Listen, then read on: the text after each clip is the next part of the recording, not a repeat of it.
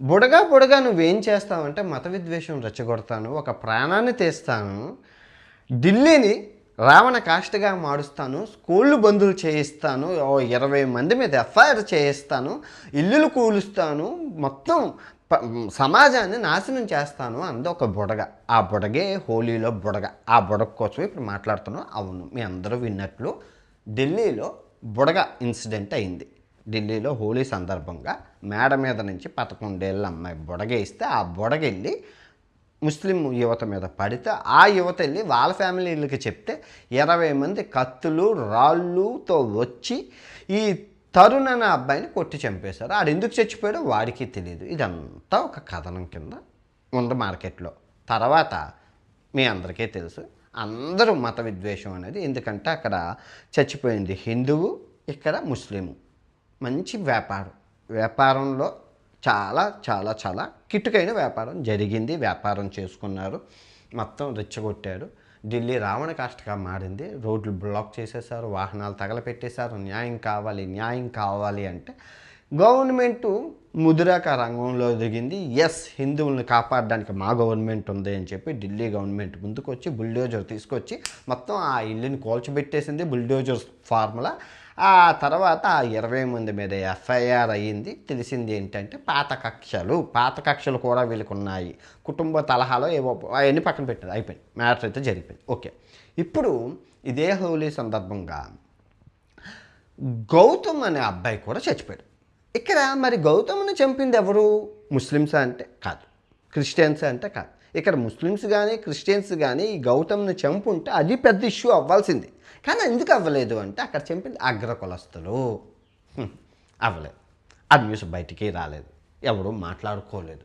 ఇక్కడ మీరు main agenda చూసుకుంటే మత విద్వేషం ఒక వ్యాపారం, భారతదేశంలో అతిపెద్ద వ్యాపారం. నేను ఎప్పుడో చెప్తూ ఉన్నాను మత విద్వేషం. ఓకే, ఇంకో 4 మొత్తం 6 ఇన్సిడెంట్లు జరిగాయి. ర్యాండమ్గా చెప్తాను. ఇవి ఎందుకు రాలేదో మీ అంతరాత్మక మనసుకు వదిలేస్తున్నాను, తర్వాత మామూలుగా మాట్లాడుకున్నాను. ఓకే, ఇంకో ఇన్సిడెంటు, అమీర్ అనే అబ్బాయి ఆవులు తీసుకెళ్తున్నారు, ఆవులు స్మగ్లింగ్ చేస్తున్నారు అనే నెపంతో చంపేశారు. మీరు చెక్ చేసుకోండి, ఆన్లైన్లో ఉంది, న్యూస్ బయటకు రాలేదు. ఓకే, ఆన్లైన్లో ఉంది, అయిపోయింది.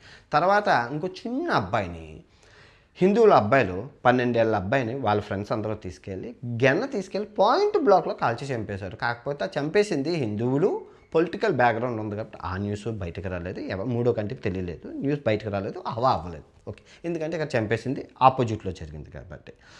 ఇంకో ఇన్సిడెంట్, ఒక ముస్లింని బాబు మత విద్వేషాలు లేపకండ్రా అన్నందుకు ఆని కొట్టి చంపేశారు, ఆ న్యూస్ బయటకు రాలేదు. ఇంకా చాలా ఉన్నాయి, చెప్పుకుంటూ పోతే చెంతాడంత లిస్ట్ ఉంది. సో ఇప్పుడు పాయింట్లోకి మాట్లాడతాం, దొంగతెదురుగా లేకుండా మాట్లాడతాం. మత విద్వేషం భారతదేశంలో వ్యాపారం. ఎందుకు వ్యాపారం అయిందంటే బెట్టింగ్ యాప్లు పోయాక ఈ బెట్టింగ్ బ్యాచ్ ఒకసారి చెక్ చేసుకోండి. మత విద్వేషాలు రెచ్చగొట్టి మనీ తీసుకుంటున్నారు. ఎవరిస్తున్నారు, ఎందుకు ఇస్తున్నారు అని పక్కన పెడితే, మత విద్వేషాలు రెచ్చగొట్టిన వాడికి 5 లక్షలు, 3 లక్షలు, 2 లక్షలు, 1,00,000, వీడియోకి 15,000, సిచ్యువేషన్కి 20,000, ఈ మతాన్ని తిరితే 10,000, ఆ మతాలను తిరితే 50,000, ఈ నాయకుని తిరితే 5 లక్షలు, ఆ నాయకుని ప్రతిపక్షాన్ని తిరితే నాయకులు, ఈ పార్టీని తిరితే అంతలాగా ఒక వ్యాపారం కింద ఇన్స్టాగ్రాము, యూట్యూబ్, ఫేస్బుక్ రన్ అవుతుంది. మీరు చూసుకోండి, చెక్ చేసుకోండి. వాళ్ళ పనులు మానుకొని తిట్టాల్సిన పని లేదు. దేశం కోసం ధర్మం కోసం కానే కాదు. దేశం కోసం ధర్మం కోసం అన్నవాడు, మీ దేశం కోసం ధర్మం కోసం అన్న బత్తాయి ఎవరైతే ఉన్నాడో వాడు, బత్తాయి అంటే ఆంజనేయ స్వామికి ముడిపెట్టాడు. మీ అందరూ చూశారు, పెద్ద వైరల్ అయింది.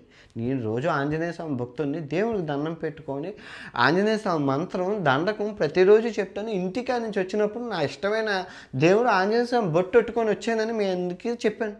అలాంటి వాడిని ఆంజనేయ స్వామిని నేను అన్నానని రెచ్చగొట్టాను. బత్త ఏ రంగులో ఉంటుంది? గ్రీన్ రంగులో ఉంటుంది. నేను నారింజ అంటే ఎస్, నారింజ ఆరెంజ్ రంగులో ఉంటుంది కాబట్టి ఆంజనేయ స్వామికి అన్న అర్థం ఉంది, అనాల్సినవి ఏముంది? సో అసలు పండుకిని ఆంజనేయ స్వామికి నువ్వు ఎలా ముట్టి పెడితే మత విద్వేషం రెచ్చగొట్టడం. ఫర్ ఎగ్జాంపుల్, ఈ మీ అందరికీ తెలుసు, ఆ పెద్ద మనిషి పిలక వేసుకొని ఉంటారు తెలుగులో. ఇప్పుడు క్రైస్తవులకి రెస్పెక్టు బైబిలు అండ్ యేసు ప్రభు, వీళ్ళిద్దరిని పచ్చిబూతులు తిడుతున్నాడు. ఇప్పుడు రాజ్యాంగం ప్రకారం అసలు వేరే మతం యొక్క దేవుణ్ణి పవిత్ర గ్రంథాన్ని తిరితే నేరమయ్యా, యావజ్జీవ కారాగార శిక్ష పడుతుంది నీకు. పచ్చిబూతులు ఓపెన్గా తిడుతున్నాడు, డేరింగ్గా తిడుతున్నాడు. 100 సార్లు తిట్టాడు, ఒక్కసారి చెక్ చేయండి, 100 సార్లు తిట్టాడు. కానీ ఆయన్ని ఎవరు ఏమీ చేయలేదు, కేసులు అవ్వలేదు, జైలుకి వెళ్ళలేదు. అయితే ఇప్పుడు ఈయన తిట్టినప్పుడు అవతల మతస్థులు ఊరుకోరు కదా, వాళ్ళు అందులోని యువత ఉంటారు కదా, అందులోని ముక్కుమొహం తెలియని వాళ్ళు ఉంటారు కదా, వాళ్ళు వచ్చి కిందన బైబిల్ని విపరీతంగా తిడుతున్నారు.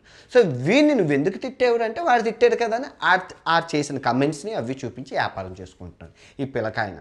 అసలు ఈయనకి మంత్రాలు రావు, తంత్రాలు రావు, ఏమీ రావు. మత విద్వేషాలు రెచ్చగొట్టడమే ఎజెండా, అంతే, సింపుల్ ఎజెండా. ఈయనకుండే నడిపించడం. సో మత విద్వేషాలు రెచ్చగొట్టడం ఒక వ్యాపారం అయిపోయింది. ఒక్కొక్కరికి మీకు మీ ఊహకి వదిలేస్తున్నాను. వాళ్ళు ఇల్లులు, కార్లు, బాగా లగ్జరీగా బతుకుతున్నారు. బెట్టింగ్ యాప్ పోతే ఇదొక వ్యాపారం అయిపోయింది. ఎందుకు వ్యాపారం? పట్టుకున్నా కూడా నువ్వు దొరకవు. ఇదంతా ఒక సీక్రెట్గా జరుగుతుంది. నేను డీప్గా ఎక్స్ప్లెనేషన్ చేయడం వేస్ట్.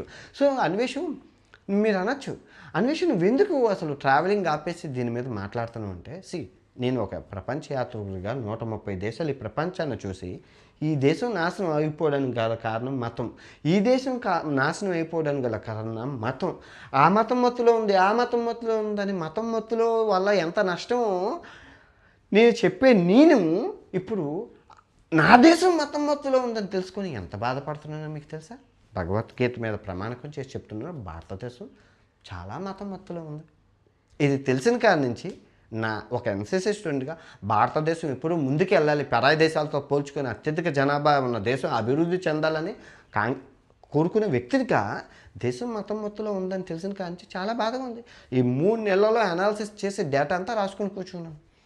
పార్టీ గవర్నమెంట్ చేయిస్తుంది, ఎగ్జాక్ట్లీగా గవర్నమెంట్కి మత విద్వేషాలు రెచ్చగొట్టాలి.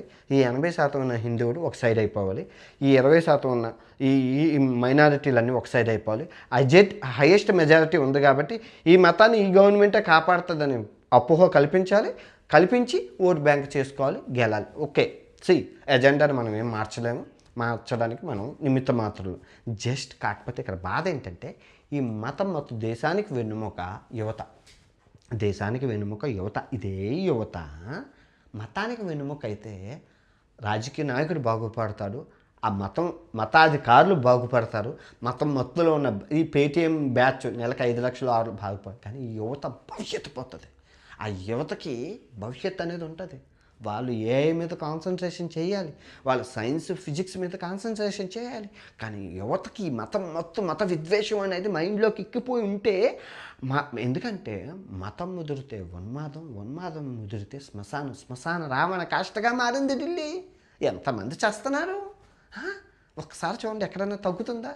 ఇప్పుడు ఈ తరుణుకి విషయంలో బుడగ వాళ్ళు ఇంత విధ్వంసం సృష్టించాల్సిన అవసరం ఏంటి? మత సామరస్యం సెక్యులర్ దేశం. ఒకప్పుడు మన పిల్లలు మనం ఏం చెప్పుకుంటాం అంటే మా తాతల కాలంలో హిందూ, ముస్లిం, క్రిస్టియన్ ముగ్గురు, ఈసాయి మేమందరం కలిసి ఉండేవాళ్ళంరా అనేవాళ్ళు. కానీ ఇప్పుడు ఆ పరిస్థితి లేకుండా పోయింది. మన తరంకి వచ్చేసరికి ముస్లింను చూస్తే శత్రువులుగాను, క్రైస్తవులను చూస్తే శత్రువులుగాను అయిపోతుంది. ఏం చేస్తాం? ఒక వర్గమేమో సెక్యులర్గా బతకాలని చూస్తున్నాం, మొత్తం కమ్యూనిటీ అంతా, వ్యాపారం అంతా వాళ్ళ మీద మత విద్వేషాలు రెచ్చగొట్టేటట్లు ఉంది. మీరంతా చాలా పాపం కదా అది. ఇప్పుడు ఎవరిని నేను అనట్లేదు. ఇక్కడ వీళ్ళు చేస్తున్నారని వాడు చేస్తున్నానని వీడు చేస్తున్నానని వాడు చేస్తున్నానని వీడు చేస్తున్నానని వీడు ఎవరిని ఎక్కడ నేను చేసిన ఈ 3 నెలల కేస్ స్టడీ భగవద్గీత పట్టుకొని చెప్తున్నాను. 2014 నుంచి 2026 సీతమ్మ గొడవల వరకు నాకు భారతదేశం కోసం తెలియదు. ప్రపంచం జియో పాలిటిక్స్ అనే కూర్చున్నాను, కానీ భారతదేశం యొక్క పాలిటిక్స్, రాజకీయం జస్ట్ ఈ 3 నెలల్లోనే కూర్చొని నేర్చుకుని చాలా బాధ కలిగింది. ఇంకేం చేయలేని పరిస్థితి. అవేర్నెస్ ఇవ్వడం తప్ప నేను ఏమీ చేయలేను. నేనే కాదు, అది ఒక చట్టం, అదొక రాజకీయం ఎప్పుడు అలాగే ఉంటుంది. రాజకీయ చట్టంలో మతం అనేది దూరింది. మతంతో నాశనం అయిపోయిన ఇరాన్ గురించి ఎలా చెప్పానో అదే మతంతో భారతదేశం ఉంది. ఏమీ చేయలేము. ఎందుకు అంటే రాజకీయ నాయకుడికి ఎప్పుడు పదవి కావాలి. డబ్బు పోయినా పర్వాలేదు, కానీ పదవి కావాలి. ఇప్పుడు డబ్బు ఖర్చు పెట్టి మత విద్వేషం కోసం ఎంతమంది పనిచేస్తున్నారో తెలుసా? పొద్దున లెగిస్తే వాళ్ళ ఎజెండా క్రైస్తవుల్ని దాడి చేయాలి, ఇస్లామిక్ సోదరులను దాడి చేయాలి, సిద్ధాంతాలను బయటకు లేపాలి. మీకు ఇన్సిడెంటే ప్రధానం. ఇప్పుడు జరిగిన 6 ఇన్సిడెంట్లో తరుణ్ వచ్చింది. తరుణ్ ఎందుకు వచ్చిందంటే అక్కడ ముస్లిం ఉన్నారు కాబట్టి యుద్ధం లేపి బుల్డోజర్ వచ్చింది. మరి ఇదే గౌతమ్ విషయంలో ఎందుకు అవ్వలేదు? ఇదే బుల్డోజర్ ఎందుకు వెళ్ళలేదు ఎక్కడి వరకు? ట్రాఫిక్ జామ్లో ఆగిపోయిందా? బుల్డోజర్కి ఏమైనా ఇబ్బంది కలిగిందా? రాదు. మరి ఈ అమీర్ విషయంలో ఎందుకు అవ్వలేదు? ఆవు స్మగ్లింగ్ చేస్తున్నారా? అందరికీ తెలిసింది. అత్యధికంగా బీఫ్ స్మగ్లింగ్ చేస్తున్న దేశం ఏదైనా ఉంది అంటే మన ఇండియాయే వస్తుంది. 3వ స్థానంలో ఉంది ప్రపంచానికి. ఏమనంటే మేము ఆవులు చేయట్లేదండి, ఎద్దులు విని దునపోతులువే చేస్తున్నాం అంటారు. అందరికీ తెలిసిన పత్యాపారమే అది. ఏం చేయలేం. దానికి చట్టం న్యాయం ఉన్నది, అంతేగాని మరణం కాదు కదా. అలాగా ఎంతకని మన దేశంలో ఆపుతాం? రావణ కష్టంగా మారట్లేదు. సో నేనేమంటానంటే యువత ఏ మీద కాన్సన్ట్రేషన్ చేయకుండా మతం మీద కాన్సన్ట్రేషన్ చేస్తుంది. మతం మీద నువ్వు మతోన్మాదులుగా తయారైతే మనశ్శాంతిని కోల్పోతావయ్యా. అది అందరికీ తెలియదు. యువత మనసుల్లో ఆ బీజం వేసేస్తే వేరే మతస్థులు చూస్తే కొట్టి చంపేసి అంత ఇదిగా తయారైపోతారు. అమ్మాయినైనా అబ్బాయినైనా. అది అలా ముదరకుండా నా వంతు సహాయం, ట్రావెలింగ్ని పక్కన పెట్టి, ట్రావెలింగ్లో డబ్బులు వస్తున్నా పక్కన పెట్టి, నా ఆనందాన్ని పక్కన పెట్టి, అన్నీ పెట్టి నా వంతు ఉడతా భక్తి సహాయం అంటారు కదా. ఒక ఎన్సీసీ స్టూడెంట్గా హమ్ సబ్ భారతీయ హే, మాకు ఎన్సీసీ సాంగ్ ఉంది. మొత్తం అందరం భారతీయులు కలిసి ఉండాలి, గుజరాత్ మరాఠా అన్నీ ఉండాలి. జనగణమన మీకు ఎలాగ ఉంటుందో ఎన్సీసీలో మాకు ఒక సాంగ్ ఉంటుంది, అందరం కలిసి ఉండాలి, అందరం ముందుకు వెళ్ళాలని. దేశంలో ఒక ఎన్సీసీ స్టూడెంట్కి అడిగినా మీకు ఇదే చెప్తారు, అందరం కలిసి ఉండాలి. మత సామరస్యం లేకుండా లేదు, మానవత్వం లేకుండా అయిపోయింది మతం. సో ఒకప్పుడు ఉన్నదని ఇప్పుడు ఈ యువతని ఎలా తీసుకొని వస్తాం చెప్పండి బయటికి? దేశానికి ప్రపంచ దేశాలు కొట్టుకు వెళ్ళిపోతాయి, ఎగురుకుంటూ వెళ్ళిపోతున్నాయి. మనం వెనకబడిపోయాం. గవర్నమెంట్ వెనకబెట్టిందని నేను అన్నాను. అంతే, వ్యాపారం జరిగింది. అంతే, వ్యాపారం జరిగినప్పుడు వ్యాపారం కోసం ఎవడైనా పదవి కోసం రాజకీయం చేశారండి. ప్రజల కోసం బతికే పార్టీ ఇంకా రాలేదు. ఏ ప్రభుత్వాన్ని నేను అనట్లేదు, అందరూ అలాగే ఉన్నారు. ఇప్పుడు చెప్పండి, మీకు మీ ముందు పెట్టిన ఇన్సిడెంట్స్కి మీరు న్యాయం చేయండి కామెంట్ బాక్స్లోని. మానవత్వంతో ఆలోచించండి, ఒక మతంతో ఆలోచించకండి. మరి ఇప్పుడు న్యాయం అనేది వీడికి ఎలా జరిగింది, వారి మీద ఎఫ్ఐఆర్లు అయినప్పుడు వీళ్ళ మీద న్యూస్ బయటకు రావాలి కదా. మెయిన్ ఇదంతా మత విద్వేషాలు రెచ్చగొడుతున్న బ్యాచ్. ఒక్కొక్కరికి పేటీఎం, సినిమాలు కూడా అవే ఉన్నాయి, మత విద్వేషాలు రెచ్చగొట్టేటట్లే ఉన్నాయి. గవర్నమెంట్ సహకారం, గవర్నమెంట్ ఎంకరేజ్ చేయడం, అన్నిటికీ ఒకటే మన దేశం బాగుపడాలంటే మతం అనే టాపిక్ని ఎవరు మాట్లాడినా 6 నెలల నుంచి 3 నెలలు జైలు శిక్ష, ఎఫ్ఐఆర్ అంతే. మతం డబ్బుతో కాదు, శిక్ష 3 నెలలు 6 నెలలు జైలు శిక్ష అని పెడితే అసలు మతం అనే టాపిక్ రాకూడదు. ఎక్కడ ఫేస్బుక్లో కానీ యూట్యూబ్లో కానీ మతం అని రాకూడదు. హిందువు అనే మతం వచ్చినప్పుడు న్యూస్ ఛానల్లో బీప్ వేయాలి. క్రైస్తవం అని వచ్చినప్పుడు బీప్ వేయాలి. ముస్లిం అని వచ్చేటప్పుడు బీప్ వేయాలి. సెక్యులర్ కంట్రీగానే ముందుకు వెళ్ళాలి. ఇప్పుడు మనం హిందూ రాష్ట్రం చేస్తాం వీళ్ళేమైపోతారయ్యా? పోనీ హిందూ రాష్ట్రమే చేశాం, హిందూ రాష్ట్రం చేశాక మైనారిటీలు ఏముంటాయి? వాళ్ళు మనుషులే కదా. మానవత్వంతో మీ రాజకీయ భవిష్యత్తు కోసం ఆలోచించకండి, మానవత్వంతో ఆలోచించండి. వాళ్ళు మనుషులే, వాళ్ళు ఇక్కడే పుట్టారు, వాళ్ళు ఇక్కడే పెరిగారు. నువ్వు ఇక్కడ హిందూ రాష్ట్రం చేస్తే మరి ఆస్ట్రేలియాలో బతుకుతున్న మన హిందువులు ఏమవ్వాలి?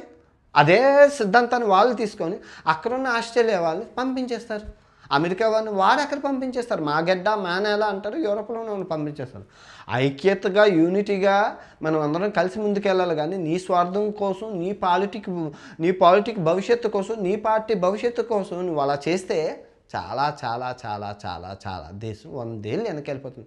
డాలర్ రోజుకి క్షీణించుకొని వెళ్ళిపోతుంది. నువ్వేమో ఆలోచిస్తున్నావు? అన్నీ గాలి కాలుష్యం, నీళ్ళు కాలుష్యం, అన్నీ కాలుష్యం అయిపోతూ పోతున్నాయి. నువ్వేం ఆలోచిస్తున్నావు? దేశం కోసం నిజంగా జాతీయవాదం ఎవరి దగ్గర ఉందో చెప్పండి. జాతీయవాదం ఎవరి దగ్గర ఉంది? తప్పు అని ఖండించే జాతీయవాదం ఎవరి దగ్గర ఉంది? నేను అడుగుతున్నాను. ఒక సైనికుడు ఎంత కష్టపడుతున్నాడు? దేశం యొక్క భవిష్యత్తుని ఇప్పుడు దేశం ఈ జనరేషన్ ఎవరు కాపాడుతారు? మత విద్వేషాలతో వాళ్ళ మనసుల్లో ఇలా చేశారే. ఇప్పుడు ఆ జనరేషన్ ఎవరు కాపాడతారు? ఈ జనరేషన్ కానీ, ఆల్ఫా జనరేషన్ కానీ దిశానిర్దేశం చేసే నాయకులు ఎవరున్నారు? అంతా పేటీఎం బ్యాచ్, అంతా మత విద్వేషాలు రెచ్చగొట్టే బ్యాచ్. చూడండి ఒకసారి, ఇదేంటి మతంతో ఇదేంటి ఆయన ఎవరో పెద్ద హీరో, పెద్ద యూట్యూబ్ స్టార్, వాడు రోజు మత విద్వేషమే రెచ్చగొడతారు. అవసరమా మత విద్వేషం రెచ్చగొట్టడం అంటే? అంతే సింపుల్. 80% ఉన్న వాళ్ళని ఇదంతా గ్యాదర్ చేయాలి. నా విషయమే నేను చూసుకోవచ్చు. చిన్న తప్పుని భూతద్దంలో పెట్టి యుద్ధం చేశారు. యుద్ధం. టీవీ వాళ్ళు కూడా అలాగే ఉన్నారు. మత విద్వేషాలు రెచ్చగొట్టుకుని పార్టీలకు అమ్ముడుపోయి మత విద్వేషాలు రెచ్చగొడుతున్నారు వాళ్ళు.